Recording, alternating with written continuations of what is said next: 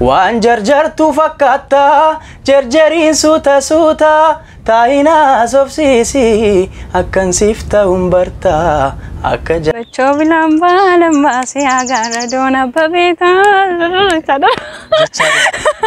Sumanee gaana labuulee kuuleen akka waraabeessa Olin fuudhu dide sagalee koosuuta zitasaasa muka oomiyaa sololoo kan jedhu beeku kana caalaan beeku Asaasiin asaasa Asaasuma wayyaa yaa bashaatu anin beeku qallooko Asaasiin asaasa Asaasuma wayyaa yaa bashaatu anin beeku looko Koyya daadii koyya daadii koyya daadii koyya daadii koyya daadii koyya daadii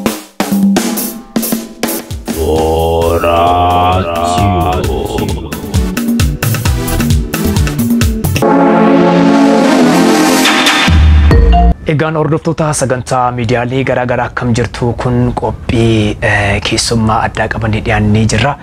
Saamsoon Sinaabuun jedhama. Kan hin dhaladhe godina Ilabbaabur magaalaa Mattuutti. Mee kubbaa miilaa kanaan sadarkaa kamirra jirta? Aanaarra jirta moo magaalaarra jirta moo godinarra jirta moo Oromiyaarra jirta? Akka guutuu Itoophiyaa Oromiyaa bakka bu'uudhaa waggaa 17 gad Oromiyaadhaaf taphadheera.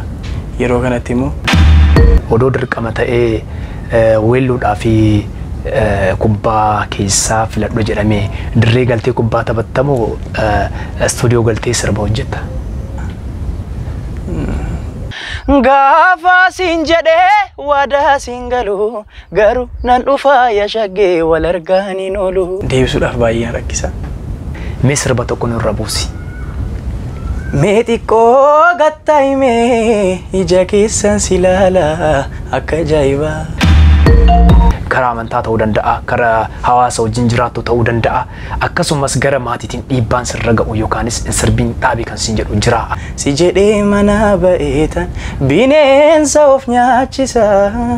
Bishaan kanas dhugime. Mee hawwiin kee gara fuulduraatti maal fakkaata? Marrataan daggaala raasee araasu kamaana saati amaatoo gargaar nu baasee haa ta'u kadhaala saati. Mee saami anis atis hiriyoonni kee yaada kamii akkasiif kennan booraatii hubirra haa ilaallu. Naannoo keessatti yeroo inni weellisu dhaggeeffattee beektaa?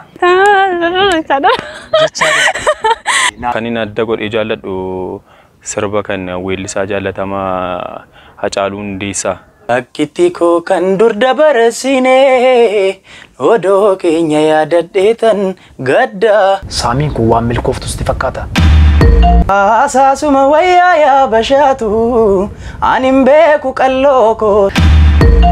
Gaaffii daawwattoota keenyaaf yookaanis daawwattoonni keenya nu gaafatu jennee shakkinu keessa gaaffii gurguddaa sadiin qaba. Maasinqoodhaan sirba tokko sirbaa Hacaaluu Duukaa hojjedheen ture. Mee sirba kana ilaalla deebinuure daawwattoota keenya booraatii bira daawwadha.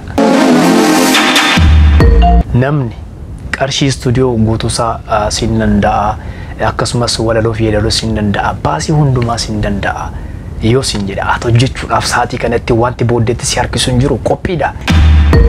Dammee dhufee tan si ilaala jaalalloo soo gidda taate. Egaa sagalee kana fakkaatu baatee maalirra akka jirullee dhageessaniitu jirtu jechuudha. Sana alatti qaama mootummaas haa ta'u abbaa qabeenyaas haa ta'u. Looyi kottu yaa jigaa koo rakkataa bineensi nyaatu. Booraan qophii kana olitti qopheesse torbee kana gootummaa isaa waan isin gadhiisu hiriyoota keessaniif sheer gochuun isinis akka gadhiifamen akka isin qaqqabuuf Booraa Tube subscribe gochuun toora irratti nu eeggadhaa. Booraa Tube.